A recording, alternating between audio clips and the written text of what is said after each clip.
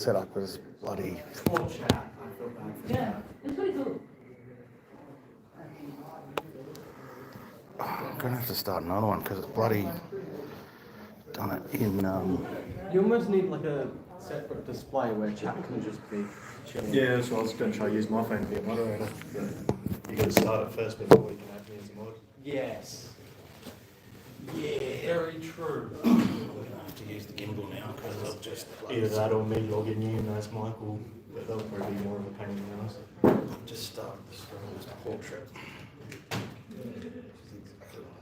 Try and avoid it. We'll get more people on the stream than could ever fit in this room. We'll find out soon. Well, considering it's almost 1:30 and not many people have actually appeared. We've already got one chatter.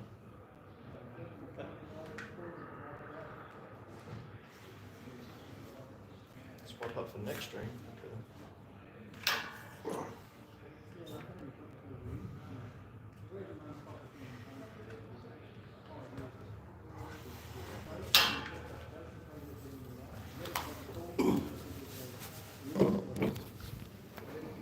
Hey Harvey. Hey Reed.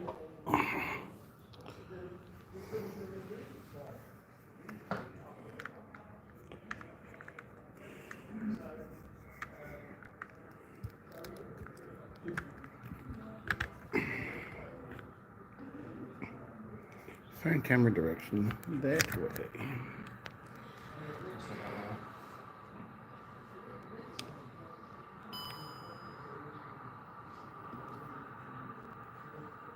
Oh.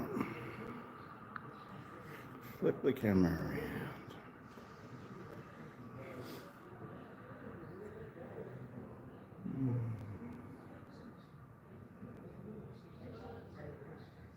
Maybe, Harvey. Maybe.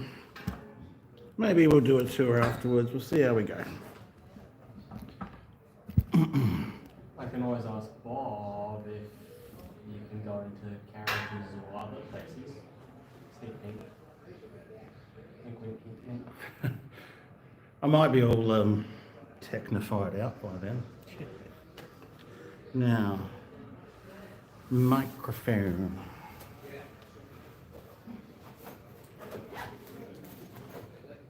Sure, you got a wireless one now, don't you?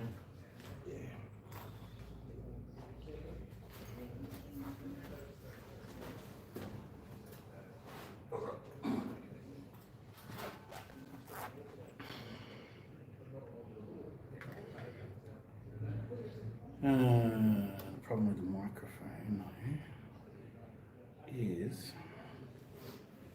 that it's going to stuff the sound of the video.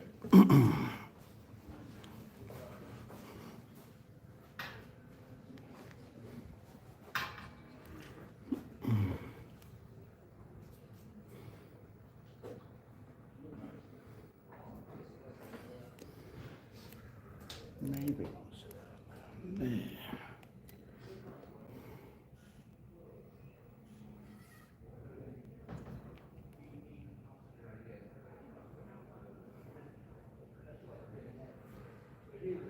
Alrighty.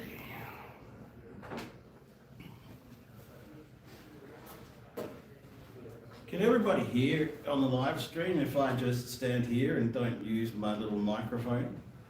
Because the microphone is going to stuff up the sound of the video. It's really good at picking up voice, but it's terrible at picking up environmental noise. Yeah, it's audible. Yeah. Cool.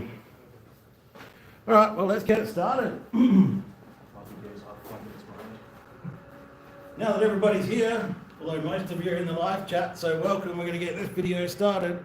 This is the South Main Line video. We're down at the National Railway Museum. We're going to stop the video from time to time to have a bit of a chat to the live stream. Let's do it. We're going to explore the main South Line from Adelaide to Taylor Bend. And who knows, I might even do a bit of train spotting, because this is still an active main line. The main South Railway line from Adelaide travels east over the Mount Lofty Ranges to the Murray River at Murray Bridge and onwards to Victoria. Construction began in 1879 with the Adelaide to Nairn Railway line. Things escalated quickly and the line progressed to the Victorian border by 1887. It opened in Anne with 11 stations. Stations further east along the line to Taylor Bend on opening were Callington, Monarto, Murray Bridge and Taylor Bend. At the time it was built, the arches route over the hill was a single track for the entire Nobody get in the way of. and 3 large bridges. The idea of the South Line began as an aspiration in the 1850s to connect Adelaide with the River Murray and its trade. Routes for surveying wove right over the hills and the midst of the line trade back to the Sturt Valley in Wellington at the south. It wasn't until the 1860s that G'day, Prasad. Welcome aboard. as the ironwork ordered for the bridge over the river at Edwards Cross on Carrara. However, it sat idle for nearly 5 years as Parliament vetoed its proposed location. Philip finally decided to build a road to be proposed for here at Murray Bridge. It was found out that the idea that a railway line could be built in Victoria over the river here began to catch on. Still, it took nearly 10 years for the railway to make it here. Construction of the line that we have today between Adelaide and eventually Melbourne finally commenced in 1879. It took over 800 men 4 years to complete the first stage from Mitcham to Nairn. They dug and blasted their way through 8 tunnels, deep cuttings and built 2 viaducts. The rubble and stone was shoveled into wheelbarrows, horse-drawn carts and hand-pushed rail trucks. Twin broad-gauge tracks and the big power era of the 1920s changed much of the landscape. 2 bridges were replaced altogether, the line strengthened and most stations upgraded. Suburban network platforms like Keswick, National Park, Maderta and Heathfield came and went, but the standardisation project in 1995 meant the line became 2 single tracks on 2 gauges. One broad gauge for suburban services owned by the state government, the other standard gauge for interstate and freight services owned by the federal government. Along with this conversion, stations on the Belair line at Milo Hills, Hawthorne and Clapham closed. The other Belair line stations each had 1 platform closed. Let's begin at Adelaide Station. Let us know if you've got any questions on the chat, folks. Adelaide Station in 1856 on the Port Adelaide line, long before the South Line began.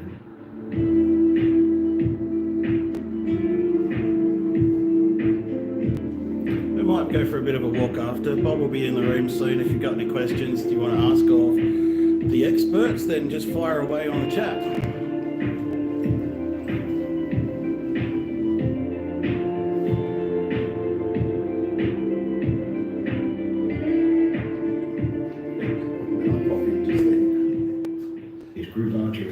Important over the years until the grand neoclassical style building we see today was built in 1928 as part of what became known as the Big Power era. William Webb was the American imported as South Australian Railways Commissioner by the state government in 1922, and he came to revive South Australia's state rail system from the brink of collapse. Webb's American ideas and total overhaul of the South Australian railways had a profound effect on the development of the South Line, but the cost of that overhaul got way out of control. It always does. Nothing's changed there, and it caused a lot of controversy and nearly brought the state close to bankruptcy at the onset of the Great Depression. Some of the biggest changes to the Adelaide Railway Station and its precinct happened in the early 1980s with the ACER and the hotel development. So the biggest changes since the 1920s basically involved us just hiding the station, covering it all up with corporate concrete nails, turning the platform into all its utilitarian spaces and filling its most beautiful halls with a casino. All this right next to Parliament House. What have they done here?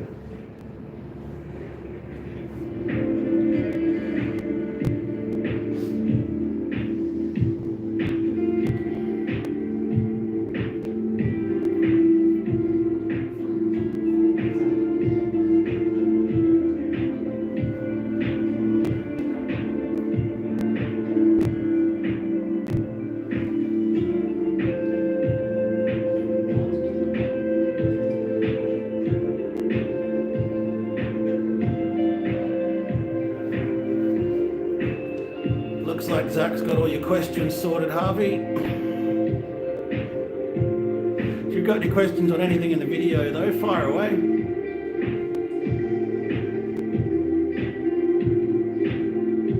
Now, Harvey, the stream's sort of about the video and the Q&A with Bob. We might do 621 some other time, bro.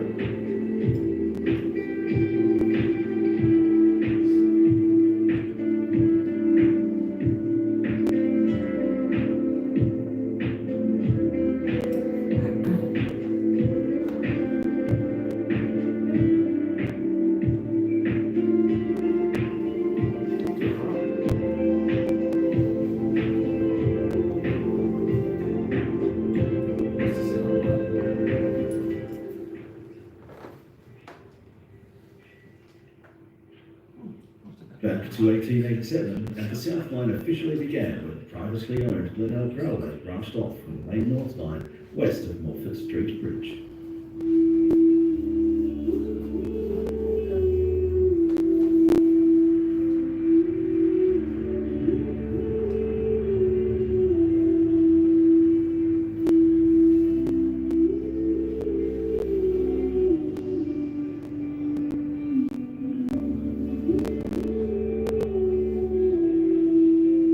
It just hit 43 degrees when I was out there at Mile End Goods.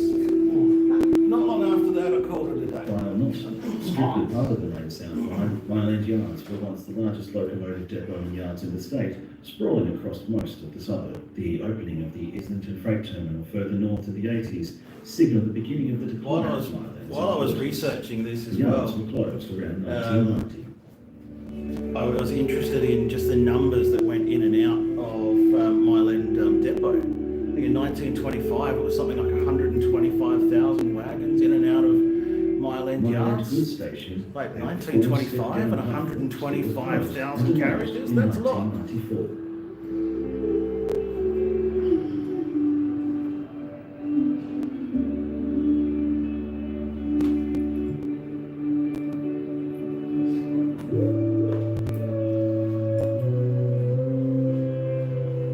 Let me know on the live stream if you can hear me from here, folks. It will save me having to use a microphone. Once the Mile End Rail Yard has now been converted into the Adelaide Interstate Railway Terminal, and iconic trains like the Overland, the GAN, and the Indian Pacific all called here. The main South Line is now way over there, on the other side of the car stabling yards, and the freight section of the line runs just over that way to the west of the terminal.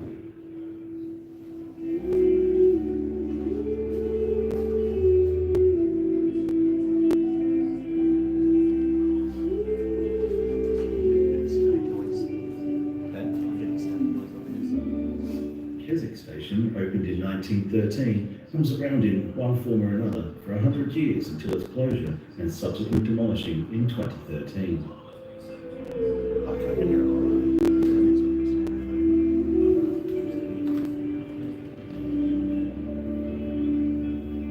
So if I use the label mics, they'll just pick up voice and they won't pick up anything else.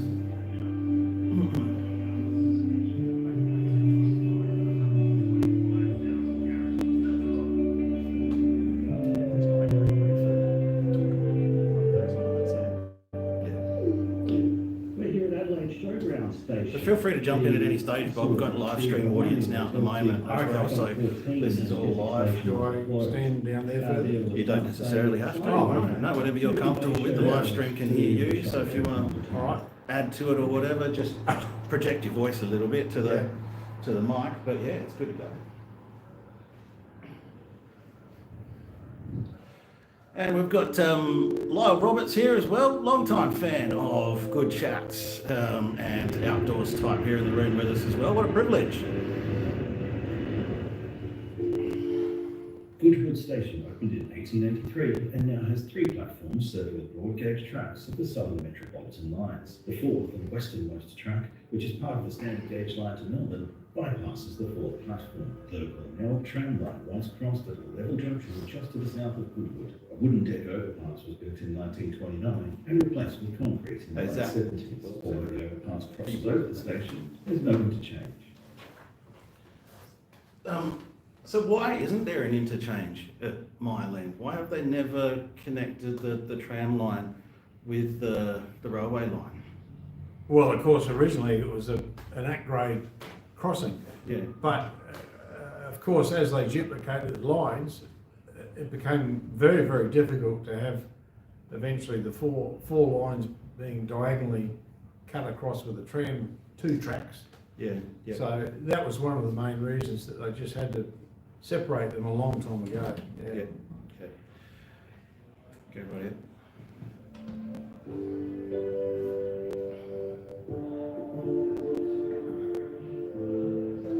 Junction of the old Wollonga, now Seaford line, is totally different these days. A grade separation project removed this major bottleneck. The Goodwood Road underpass was built in 1914. Don't forget, live stream chat. It's a great opportunity to ask any questions as well. I guess that was a major bottleneck at the time.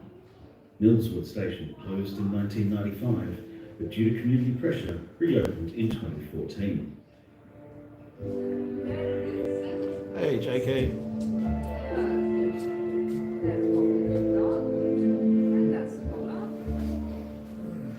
Unley Park Station opened around the 1910s and temporarily closed in 1995 during gauge conversion. The western platform was demolished as part of this conversion. There's about 9-10 people on the chat now, so.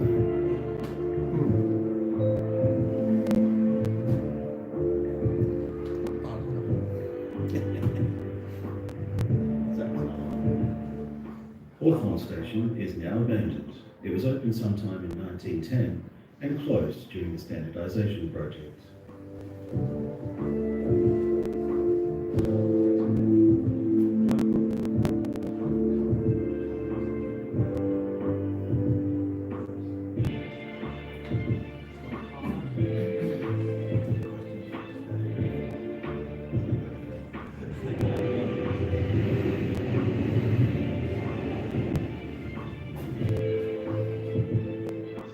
Mitcham opened originally with the line. It was initially the first place that trains could cross and featured, and still does, an impressive stone building incorporating a station master's residence. The first suburban train to Mitcham Station was in 1899. Mitcham, Blackwood, Mount Lofty and Aldgate stations were all the same floor plan and included a station master's residence, telegraph station, post office and signal box. The Up Clapham spur line became part of the double track, while the goods siding, used for loading firewood, remained for some years after. In the early 1900s, there were army camps nearby to the station, and many men left for the First World War. Many of them never returned. So, what I really love about seeing this on the big screen is seeing into the detail in the black and white photos. So I'm picking up details in the black and white photos that I hadn't picked up before on a screen this size. Well, Even in the 1970s, Mitcham was so busy because it had, for instance, not just all the suburban trains running, but the overnight Southeast Blue Lake would come in with its usual mixed consist of freight wagons and passenger cars. And that's where it would split in the back road at Mitcham, with the front freight portion continuing to Dry Creek, and then a light engine from Mile End would pick up the passenger carriages only and take them into Adelaide Station. And of course you had a weekday freight train service in the morning and in the afternoon, and an Islington workers train in the morning to Islington and back that afternoon. So a lot of activity would be happening at Mitcham. so that freight train, that was to and from Mitcham? The freight train was from Mile End to Mitcham and back to Wow. Mile End, yeah. A freight train specifically for Mitcham, wow, there you go. Yeah. Well, also the loco, of course, then was used to haul that Islington workers passenger. Yep, So then the reverse would happen in the afternoon. wow, there you go.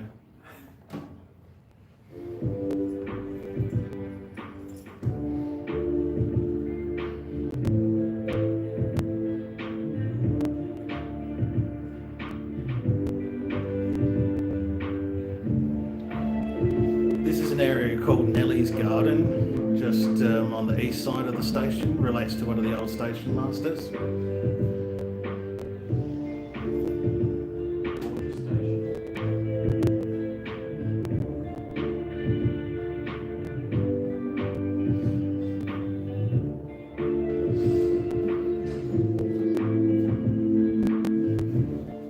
Torrens Park Station was originally named Blythewood Station. In 1921, when Belair Road was diverted east of the line, platforms were built across the former road crossing. The western platform is now long gone.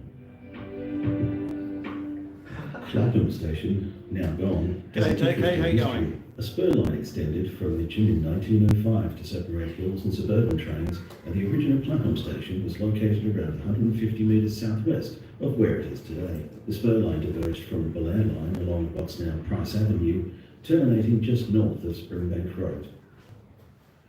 This is another thing I find really interesting about my railway archaeology, I think it's called now, is sometimes the formation of roads as they are today give me a bit of a lead into something that might have been there once. And what was the name of the avenue there again? Price Avenue.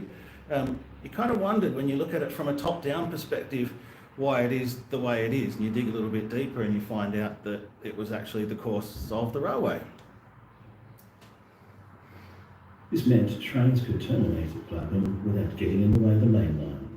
Clapham Station was moved to its final location on the main line in 1915.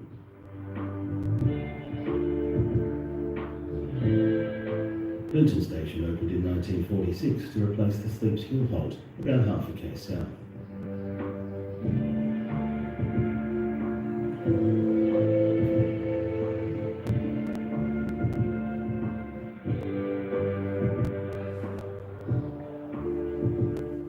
The deep gullies around Linton and Sleeps Hill were once the site of large quarrying operations from 1884.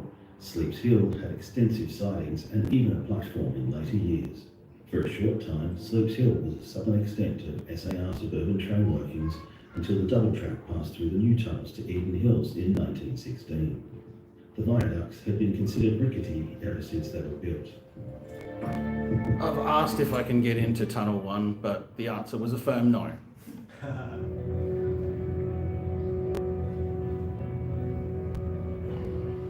Eden Hills opened in 1912 as simply Eden. Just before the station on the left-hand side, an uphill siding stopped railway trains, and 3 original cottages still sit above the station. The flood area on the left, after the tunnel, was the brickworks, which made 8,000 bricks a day for the tunnels.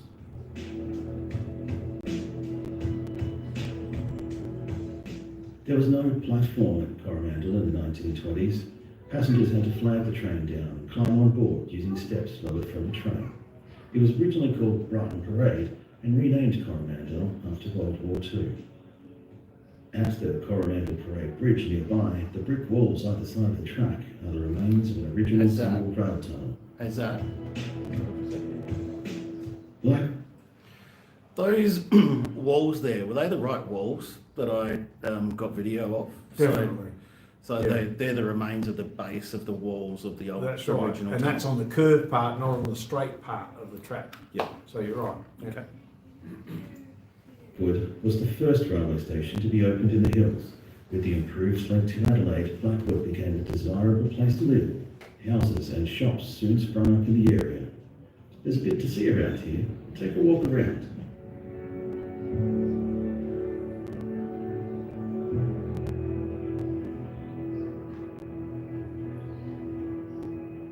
We have the old water tower still in place there. And we have these old bread hen rail cars, I'm told. And the information that I have suggests that they were once from the Barossa Junction Railway Resort. You'll spot someone's little model railroad there as well.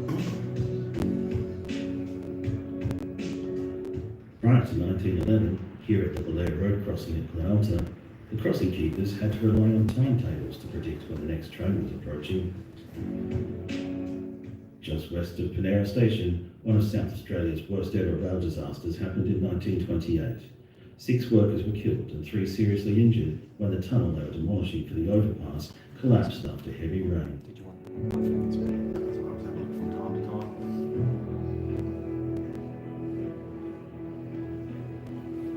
Welcome aboard, folks, if you just joined us. Belair was originally the station for Government Farm, now Belair National Park. By the time the Hills Railway opened in 1883, it had become a popular tourist spot. Economy was the buzzword when it became to railways though, and Belair is the only timber station remaining on the Hills line. That's okay though, because the legacy of that is the beautiful station we see today. These days, Belair is the terminus for suburban trains from Adelaide, and you can still head into the National Park. Stop a while because there's so much to see here, like the restored signal box in Heritage Pavilion. Let's go check it out. So I've been here nearly 36 years as a volunteer. This is my favourite part of the video. Spent 10 years restoring it, and on the 24th of May 2003, International Volunteers Day, someone set fire to it and burned it to the ground. We were very fortunate that we had the original plans from 1883. They were in imperial measurements, but we got it changed to metric. Hence, we started How's fundraising that? to have it rebuilt, which we did, and it was completed in 2010. Now, I know this signal cabin, as we've just been told, was burnt down by an arsonist. But why do so many signal cabins burn down? Well, like I'm looking at the Gawler railway line and, you know, the signal cabin out there burnt down. They just seem to keep burning down left, right and centre. Why is that? Look, I can speak in regards to the two you just mentioned, Gawler and Blair, and they were both just vandal attacks by, you know, hopeless people. Thank goodness the brick or concrete style was a bit more difficult, but even some of those were broken into and badly vandalised, but not burned down. Seems to be a bit of a recurring theme is these old signal boxes getting burnt down all the time. A lot of people have wondered why Riverton still stands as one of the few remnants. It's timber, but of course it's in a private property area, so that makes it a little bit more difficult. And of course Balhana's that far gone anyway. There's no fun in burning that down. Oh, well, there you go. There's the answer. That's why they keep burning down. The original levers are still in here. They were completely restored by one of our volunteers. His name was Ivan Brooks, and Ivan Brooks is now retired.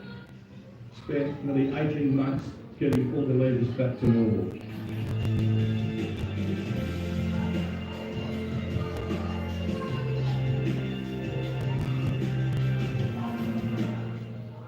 Some of these items were donated to us because after the fire we lost quite a bit of really valuable stuff. 1890s, 1900s phone, pick up the handle and speak. Yeah, this particular phone relates to our phone box out here, which we'll show you shortly. That was salvaged from the Upper Sturt Tunnel, which is a line to Mount Lofty going to Melbourne. We had that brought down here. We've now got a phone in there, so someone can be on the phone talking to someone else at the other end. And these poor guys up at Blair, they got broken into a couple of months ago and had a whole bunch of stuff stolen again. What is interesting though is I sent them this video as a reference. They asked for this video as a reference to some images of what was stolen. Where you play through tickets, and also you could book freight that would go from here that we were lucky enough to pay. And this is all the old ticket system.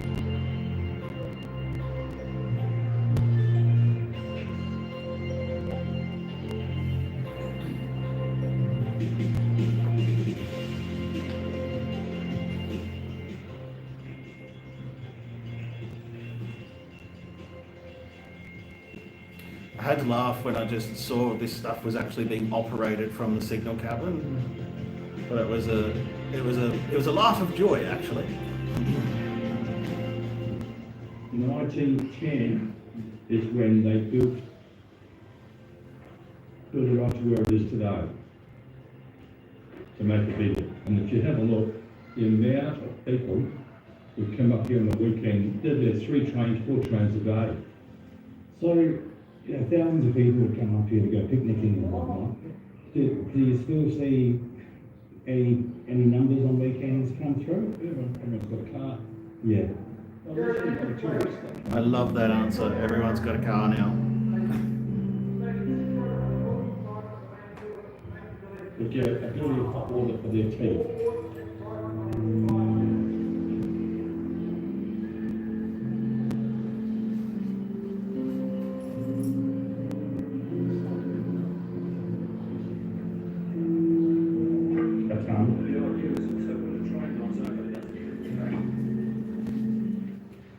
There was once a turntable at the eastern car park end which was buried in the 1970s and later removed. Huge crowds of up to 1,000 people visited the national park on weekends and public holidays. Naturally, the station never sees crowds like that pass through anymore. We got a few more people on the stream there that we haven't heard from yet. So if you've got any questions, let us know, or just pipe up and say good day. Thanks, JK.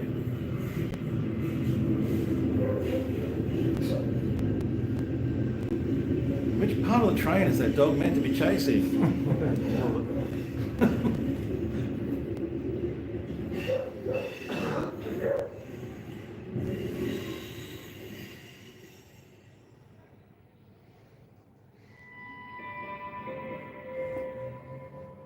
Over the years, there were 3 stations inside Blair National Park for all the happy picnickers from Adelaide. They were National Park, Long Gully, and a stopping place at Nowawart.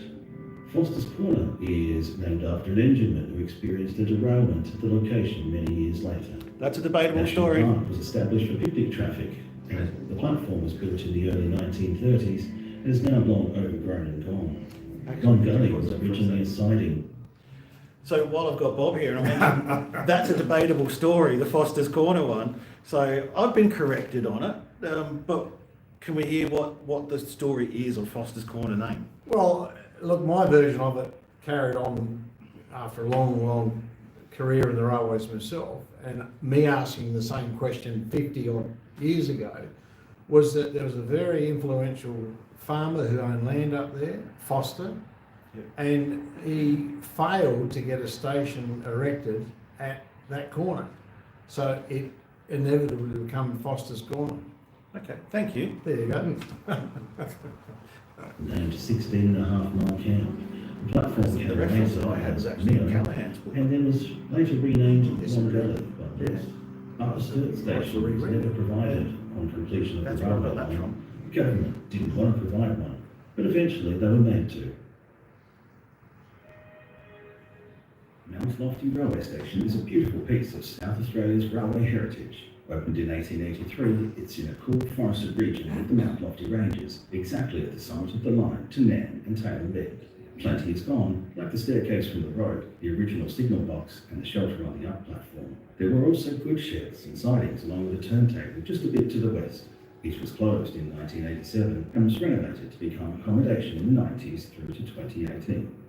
In 2024, it was converted into a cafe, gift shop and nursery, and now everyone can look inside this historic set of buildings. It's a great example of how space can be reactivated to make it safer and more amenable while giving the community access to heritage. All 3 lines are now standard gauge, and many freight and passenger trains rumble through daily.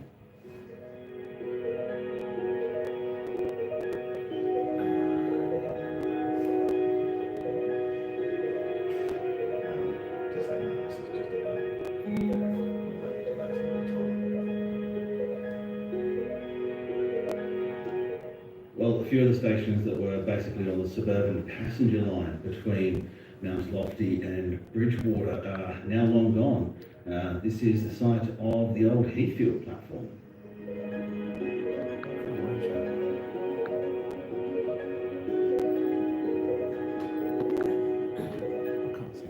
Similar story with Madurta. There's nothing remaining.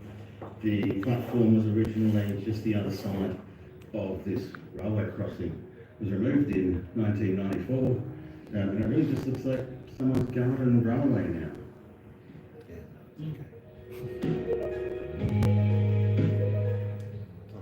Similar to Blackwood in its design, Aldgate Station opened in 1883, and a second platform was added soon after. It was the terminus of the line for about 8 months and had all the facilities. The westbound platform was converted to an island platform in 1929, and in 1974 the goods siding was replaced by a second crossing loop. When it closed to local trains in 1987, it still had 3 platforms and was available for passengers wanting to board the Mount Gambier railcar service until 1990. The island platform was demolished in the 90s, and the side platform remains in place but no longer in use. The crossing loop was removed when the line was converted to standard gauge in 1995, and the building now houses a community centre.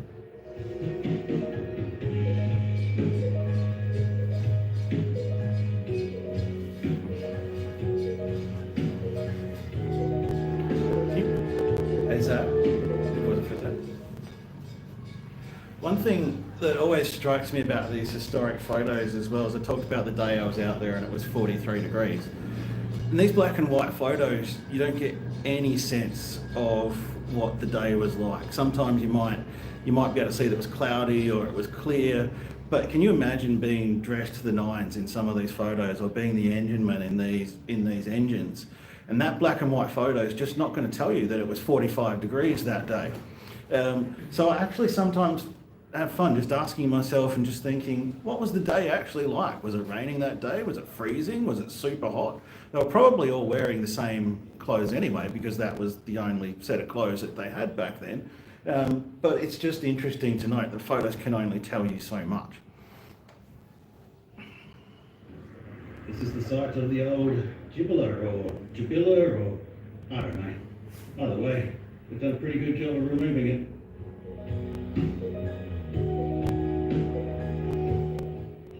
Here we are looking at the site of the old Carrabrook station, again demolished along with the other suburban line stations after standardisation of the line. Absolutely nothing remains. This was the last of the suburban line stations before Bridgewater. Cox Creek was originally crossed by a large wrought iron bridge, replaced with an embankment sometime in the 1920s. The only remains are the abutments and one of the pillars poking through the embankment rubble. There's an interesting story about Cox Creek. As a bit of a side note, Cox Creek actually stopped running for the first time in kind of remembered history in the Adelaide Hills this year. And it wasn't because of the lack of rain.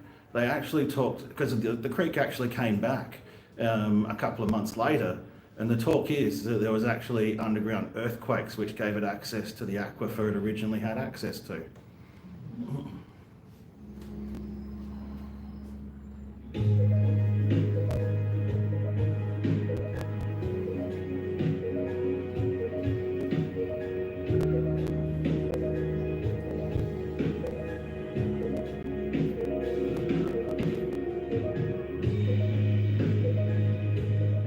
Bridgewater Station opened with the line in the early 1880s. The original buildings were simple second-class timber designs. There was also a siding provided for the Bridgewater Mill. It once had 3 platforms and was the terminus for Adelaide suburban trains from 1978. It closed in 1987 and was demolished bit by bit from 1990 to 2006.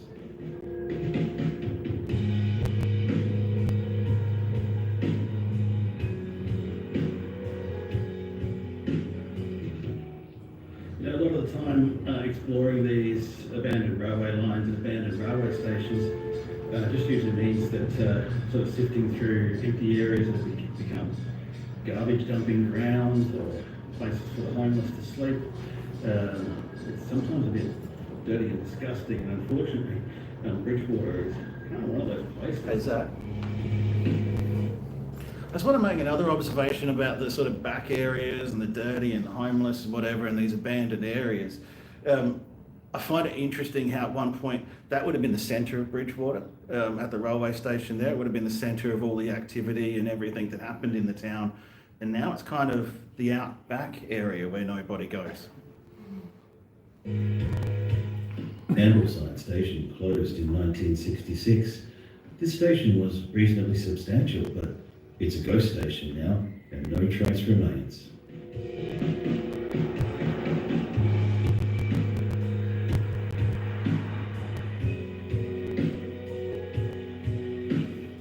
Balhana was provided with the basic, yet still beautiful timber station buildings when it opened with the line.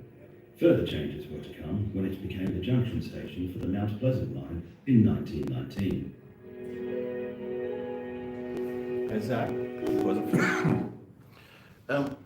My reading of Balhana Station history too says that when the Mount Pleasant line went in, they actually built in a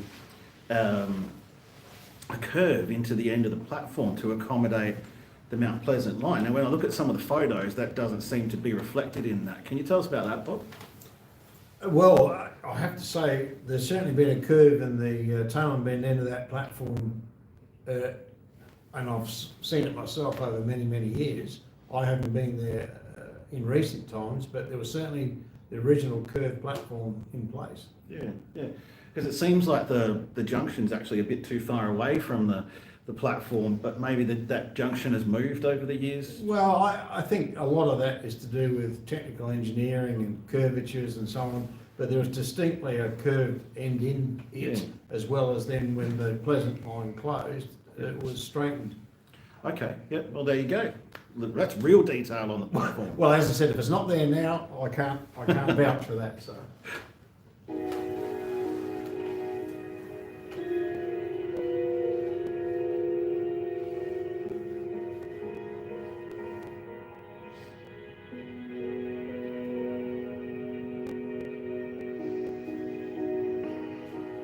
This would be one of the last timber stations remaining.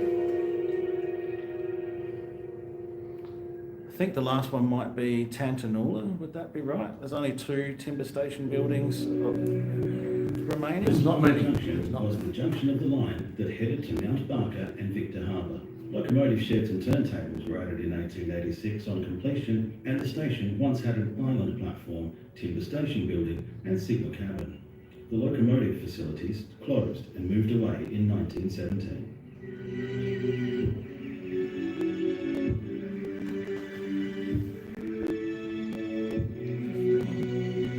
Oh, g'day Kane, welcome aboard. G'day Graham.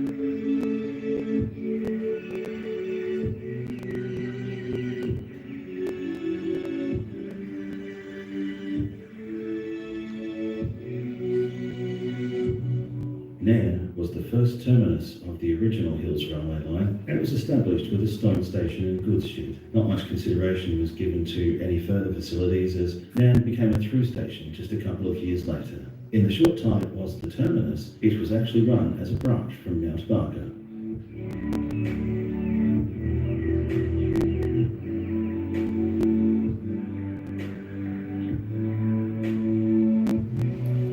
Apparently this was the lamp room. We solved that little shed question on the chat a couple of weeks back.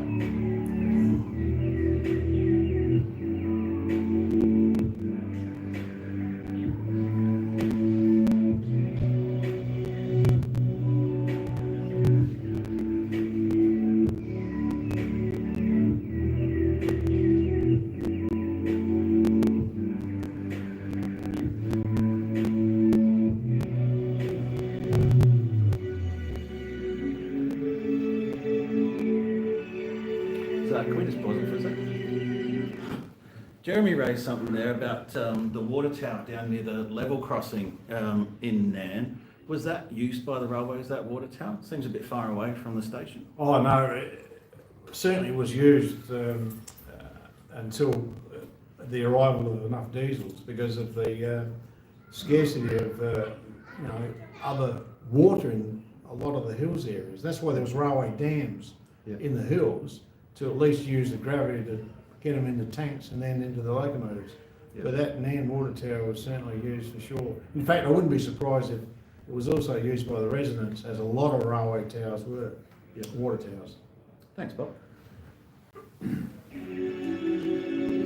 So don't forget, if you've got any questions on the live stream, now's the time to ask them.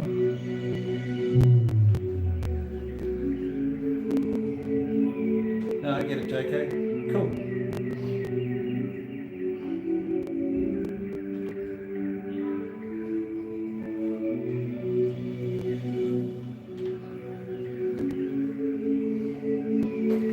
Now we get to the good drone part.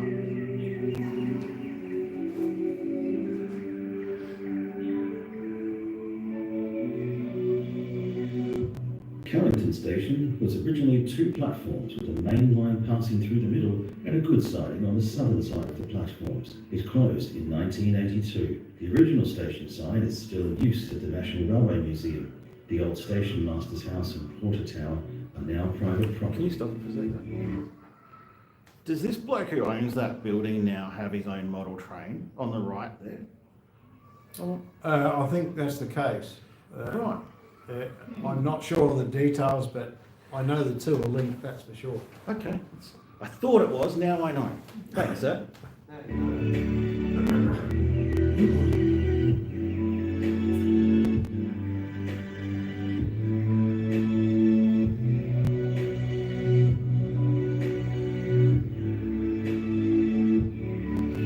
see a little bit of wobble in that last shot there? That's because I just crashed the drone.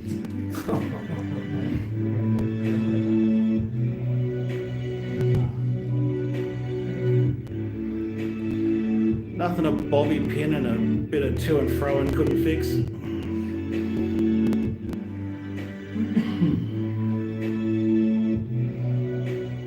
After crossing the Brenner Scarp and a long straight stretch through the scrub, the line reaches Monarto South, formerly Monarto. The station and yard was similar to Carrington. It opened in 1886 and became a junction station with the opening of the Sedan line in 1919. The station was demolished sometime after 1995 and the building moved to Old Taylor Town. Last time I was there, the lights on that junction were still working and they were still showing red to trains coming off the old line there from The Appamara. line now passes through the Gifford Hill Range and follows Rocky Gully Creek down to Murray Bridge. I think in regards to the safe working side of things, the actual Sedan line junction from Monarto South, the turnout is the protection. So it's the protection of the main line if you're coming from the other sidings. So it was easy to leave the remnants of the turnout to Sedan and the signalling as part of that protection for the main line. Good information, thanks. Kinchina siding was built near here in 1967 to carry stone to the proposed Chirilla Dam project, which never came to be.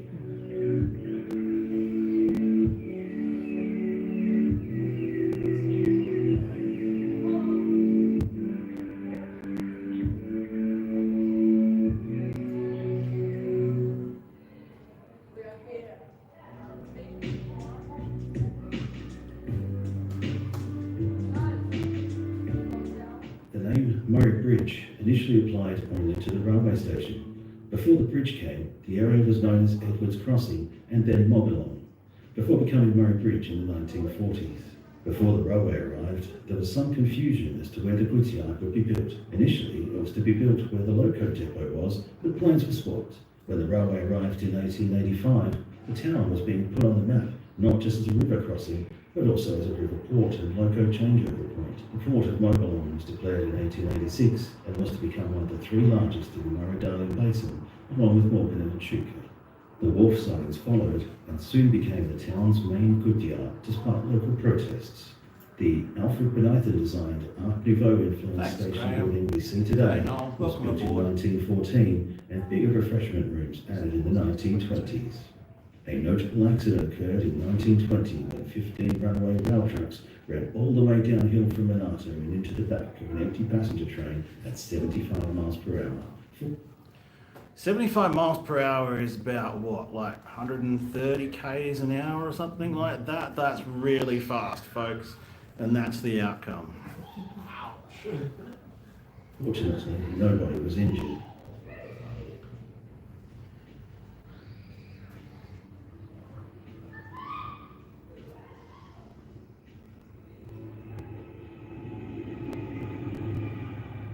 And occasionally I actually spot a train. Sheds and yards used to be for the old Murray Bridge depot. And there's still a fair bit here. You know, you've got this, which must have been some kind of loading ramp. You've got some of the sheds there, still some of the switchboards.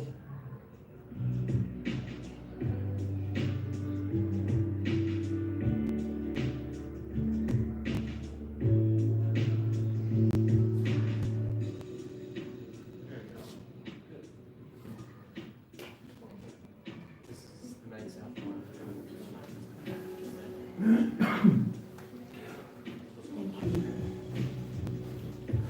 What I wanted to capture with this shot is just how smooth these trains take off and how much speed they generate and how quickly they generate it. Also, it's a unique angle of the yard there.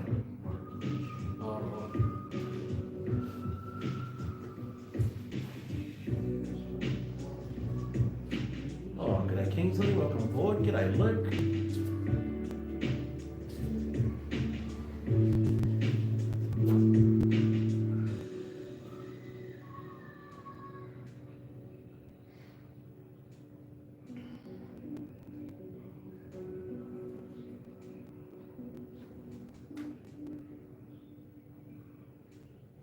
Well, the train virtually hasn't left the platform by the time it's gone from like 0 to nearly 100, I reckon. That's how long the platform is too.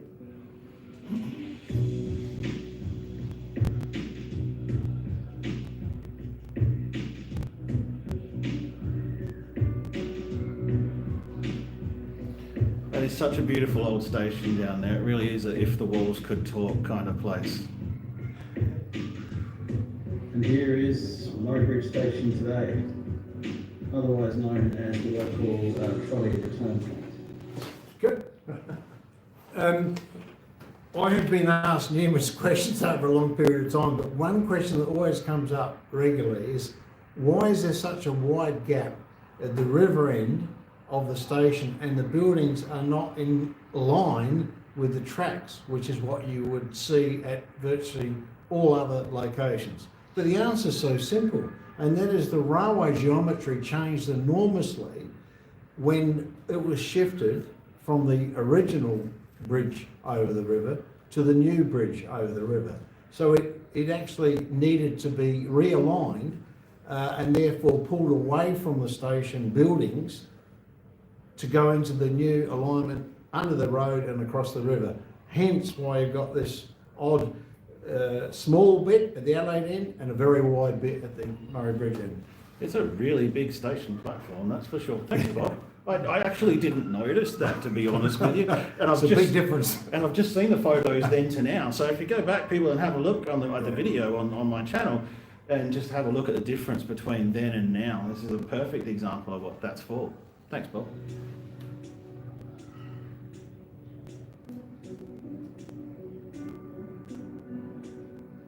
G'day, John. Welcome aboard. Well, that's a bit of a tour around the Murray Bridge Station precinct. There's heaps to see here if you know where to look. You've got the station itself, you've got the old loco depot and turntable, you've got the signalman's cottage and the railwayman's cottages over here. You've got the two cuttings, then you can go down to the wharf and have a look there as well. There's plenty to see here, so it's well worth coming out and having a look. Leaving the station and heading east, the line originally ran through a cutting to line it up with the old shared road bridge. You can still see the broad gauge rails in the cutting there. The new alignment was built through a cut and cover tunnel to a new railway bridge in 1925.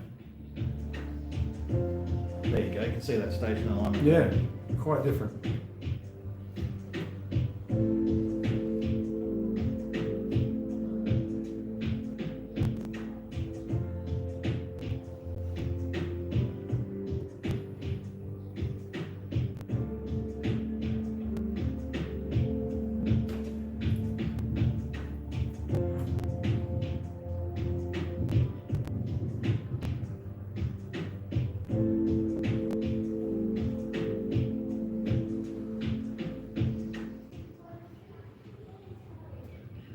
Way back when this was all very busy wharf and goods yard, this was the old shell depot.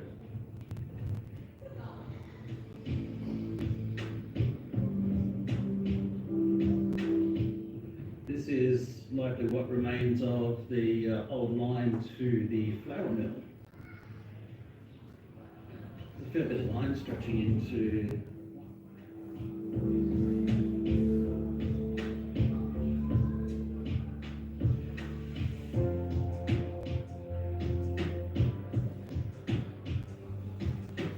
Just so you know, folks, ND means no date. It means I couldn't identify a date on anything related to the image.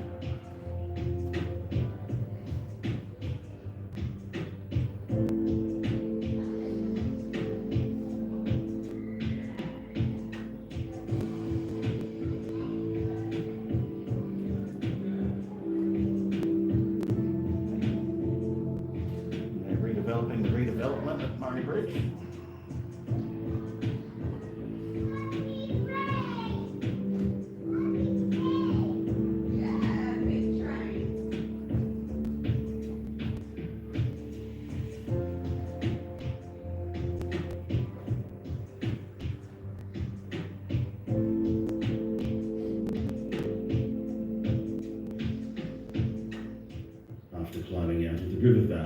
line now heads easily across undulating limestone country.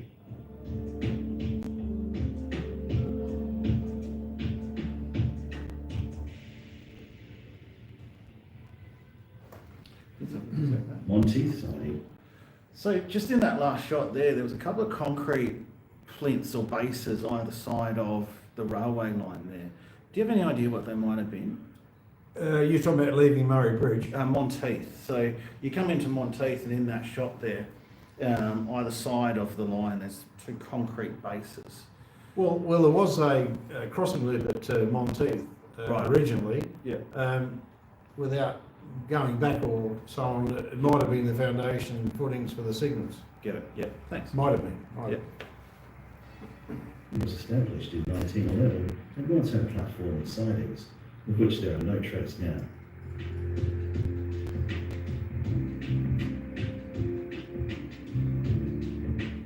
Blows my mind how all that stuff could have been there and there's just no trace now. Oh, yeah. It was in the web era of the 1920s that Taylor Bend superseded Murray Bridge as the main marshalling yard. The heavier locomotives proposed for the hill section of line wouldn't be able to hold the same loads as the country locos, and trains would need to be broken down to head west over the hills and reformed to head east across the desert. Taylor Bend was also by then the junction for the Murraylands lines, and it made more sense to sort those trains there. By 1926, Taylor Bend had become a massive and important railway yard with workshops to the east, depots, sheds, and goods sorting platforms. The old yards at Murray Bridge were closed.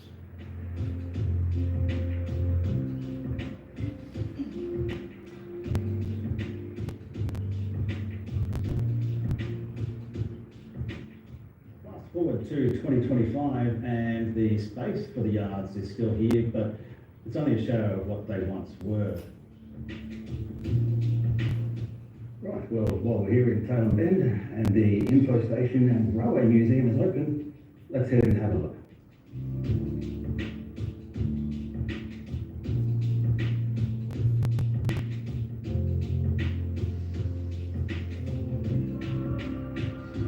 They've got an excellent collection at Taylor Bend. Oh, yes.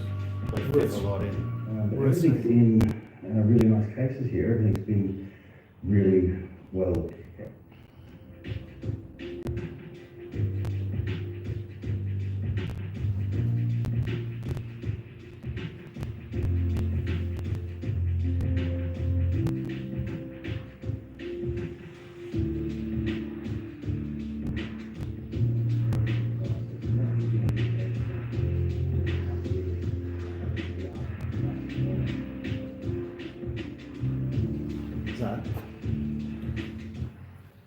So, can I ask, I don't actually know what those wires with those poles on it in the signal box were for. So there's those two poles are hanging off two wires running across the top of the screen. In what was called the party line or train control line, the Commonwealth Railways, South Australian Railways, maybe lots of other rail systems, there was a way of contacting other stations or in fact train control by putting up a wooden post that had connections on it onto a small mobile crank phone, so you can actually make a call without being in a railway station. So the ganger, for instance, would take that out with him in case there was some communication problems or needed to get quick advice, and you'd run those up on the wires to be able to make that call. So you could just essentially plug into the phone line Yeah, if you like, anywhere yeah. along the line. Yeah, and that was in use out on the Nullarbor until the final change to telecommunications went through in the, or would have been the early 90s. So they were still using these in... Well, as a backup, and Yeah, in right. fact, on one of my trips out there, yes, that's what we had to do. There was a major failure. Yeah, wow. Thank you, Bob.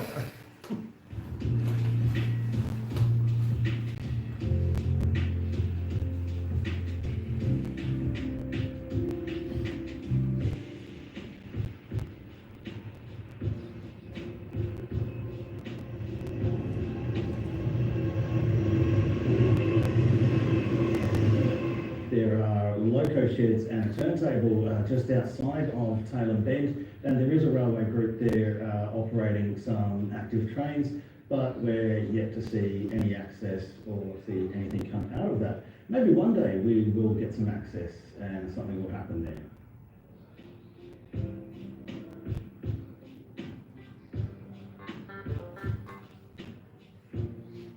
So,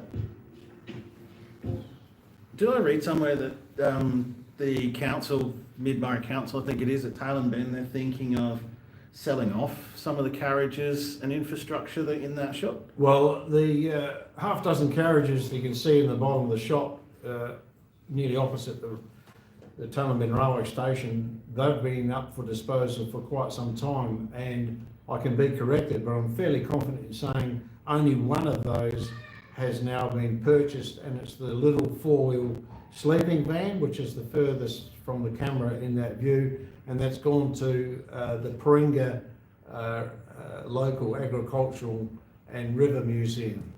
Okay, cool. Thanks, Bob.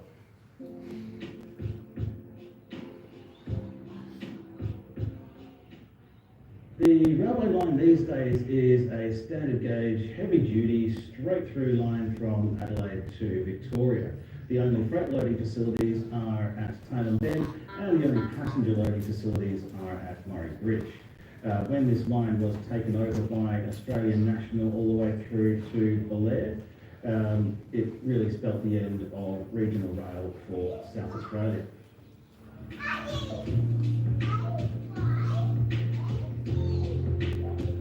So sunburnt getting all those shots, staring out in the sun for 20 minutes.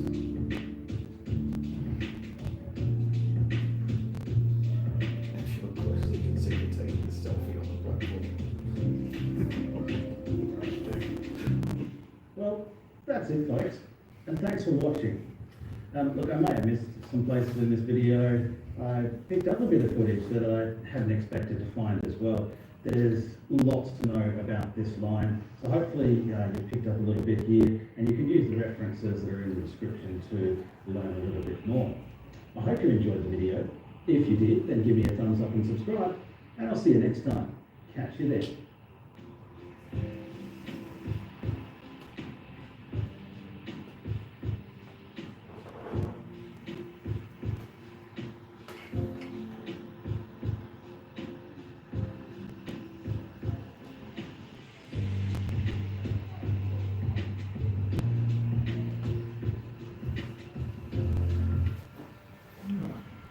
That's the end of the film bit of the presentation. I'm going to leave the live stream running for a little bit while we just have a bit of a discussion here, and if you've got any questions then fire away. We'll probably run it for another 5 minutes or so.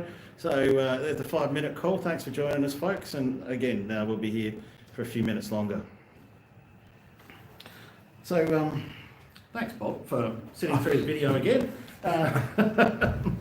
Appreciate that, and I think this time that's kind of worked. We've been able to ask some specific questions during the video. Even more. I mean, there's other locations, and we talked a few at this morning's session as well. So I think it's good stuff. Bit of practice. We've had got up to 22 odd people in the chat there at one point. So we're sending the National Railway Museum out to the world. And Pete's been moderating the chat as well, so I want to thank Pete for moderating the chat. Lyle's come in as well, so stand up and give us a wave, Lyle. G'day, folks. There he is. It's great opportunity sessions like these to put faces to names and learn a little bit more.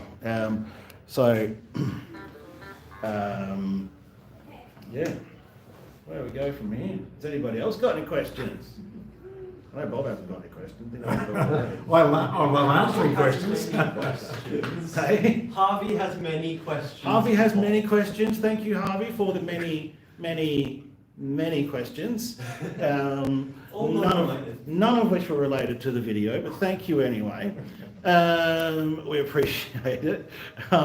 Graham's always got some excellent information as well. Graham Dorey, he's got some history with the railways as well, and so he can help me out with some signal related stuff from time to time.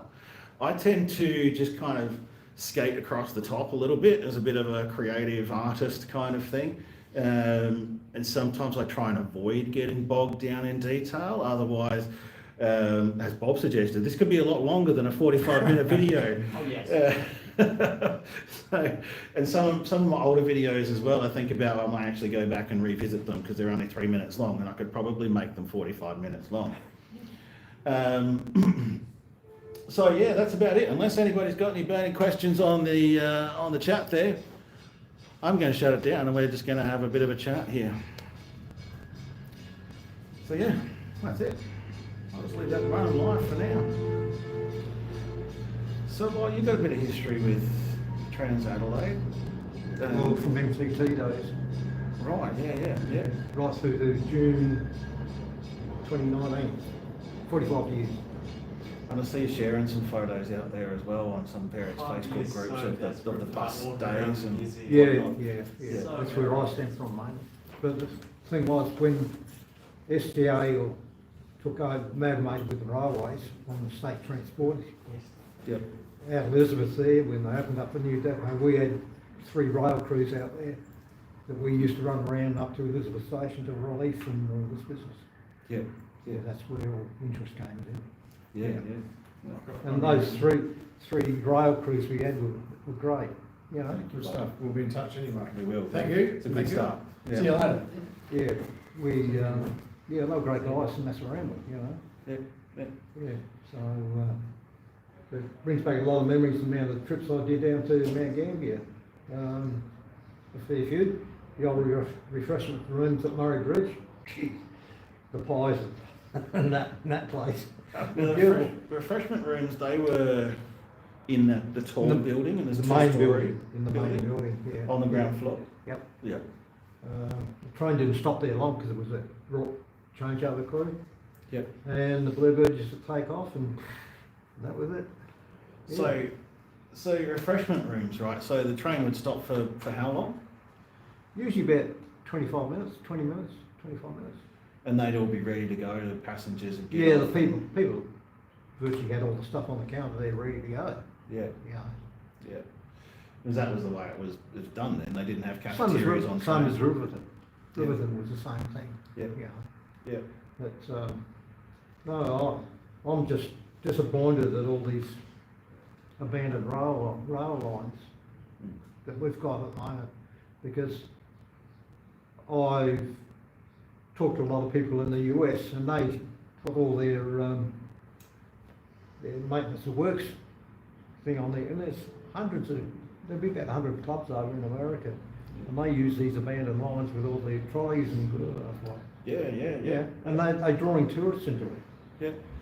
We should just go out there and put trolleys on there like they do in America, and they just go and do it, don't they? Yeah, They just yeah. don't ask for permission. That's They right. just go and do I think it. they're all private as well, aren't they? Hey, I think they're all private as well, aren't they? A lot of them? railways, I think they might be. Yeah, but they run under the auspice of railroad safety in America, you know. That's probably a problem. Yeah. Someone mentioned I should put a converted dune buggy into a speeder and put it on the standard gauge line up to Lee Creek. Because that line, about all of them looks still ready to go. It is, but there's so much talk about that they go mining up there again. But no one's doing anything. No one's actually done it. Yeah. Yeah. Someone said too, I mean, why haven't they, done a service on there? And I'm like, the government's been asking people to use it for years. They've been actually searching for people to use it, and there's just no traffic for it. Well, last time I went on one of those trips was Desert Ball or something or other out there. They used to have. Oh, right, yeah. The army and that used to set up everything out there, and they used to have this crook old ball for a weekend up there. I think it was Kurtamerka or was Kurtamerka, it yeah. Eltana, one of the two. Yeah. Kurtamerka a bit further up. Yeah. Yeah. Used to be great fun. Gosh, that would have been a fun trip. Oh, Kurtamerka's a bit past Maree though, so yes. did you have to then change trains? No, that was just after they standardised. Well and truly after. So this must be different though, because the Kurtamerka I'm thinking of is about 150 k's northwest of Maree. Yeah. And as far as I know, the standard gauge ended at Maree. No, it went on from there on. Oh, did it? When they converted it Right, okay. with the new line.